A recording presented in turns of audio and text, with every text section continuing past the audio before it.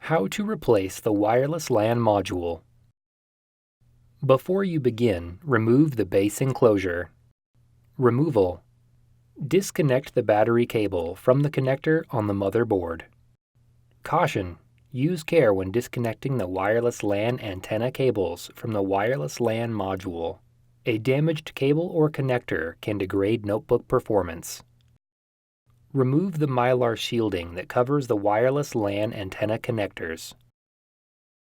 Carefully disconnect the wireless LAN antenna cables from the wireless LAN module by grasping the connectors with a small pair of needle nose pliers or tweezers. Remove the 3mm P1 Phillips-head screw that secures the wireless LAN module to the top cover. Grasp the wireless LAN module by the edges and pull gently to remove it. Reverse this procedure to install the wireless LAN module. Important: when installing the wireless LAN module, be sure to align the notch in the wireless LAN module with the key in the wireless LAN module slot in the motherboard.